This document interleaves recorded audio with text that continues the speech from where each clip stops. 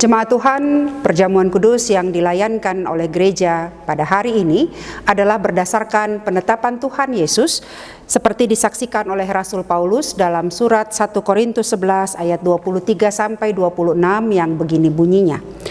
Sebab apa yang telah kuteruskan kepadamu telah aku terima dari Tuhan, yaitu bahwa Tuhan Yesus pada malam waktu ia diserahkan mengambil roti, dan sesudah itu ia mengucap syukur atasnya. Ia memecah-mecahkannya dan berkata, "Inilah tubuhku yang diserahkan bagi kamu. Perbuatlah ini menjadi peringatan akan aku." Demikian juga ia mengambil cawan sesudah makan lalu berkata, "Cawan ini adalah perjanjian baru yang dimeteraikan oleh darahku. Perbuatlah ini setiap kali kamu meminumnya menjadi peringatan akan aku. Sebab setiap kali kamu makan roti ini dan minum cawan ini, kamu memberitakan kematian Tuhan sampai ia datang." Dengarkanlah sekarang maknanya. Pertama, perjamuan kudus adalah peringatan akan Kristus. Roti mengingatkan akan kehidupannya, cawan mengingatkan akan kematiannya. Dan pelayanan ini sendiri mengingatkan akan kebangkitan dan kehadirannya yang sungguh-sungguh dalam persekutuan kita. Kedua, perjamuan kudus adalah proklamasi akan kematian Kristus. Dalam pelaksanaan perjamuan kudus, kita dapat memahami bahwa Tuhan Yesus telah diutus Bapa ke dalam dunia, mengenakan darah dan daging seperti kita. Dari awal inkarnasinya menjadi manusia hingga akhir hidupnya di dunia, ia telah menanggung murka Allah.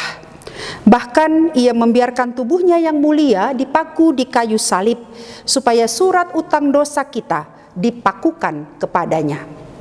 Ketiga, perjamuan kudus melambangkan kesatuan kita dengan Kristus dan juga kesatuan dengan sesama.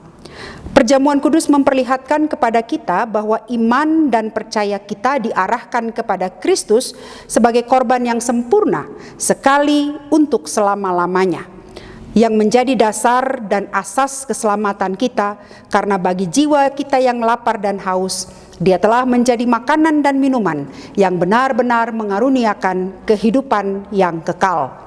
Juga memperlihatkan bahwa oleh Roh yang sama kita dihubungkan satu sama lain bagaikan anggota satu tubuh dalam kasih persaudaraan yang sejati. Keempat, perjamuan kudus adalah tanda atau meterai yang menunjukkan betapa kokoh perjanjian damai antara Allah dengan kita. Tuhan Yesus sendiri yang memperkokoh janji Allah untuk mendamaikan dan menyelamatkan kita, yang ditandai dengan darah Kristus.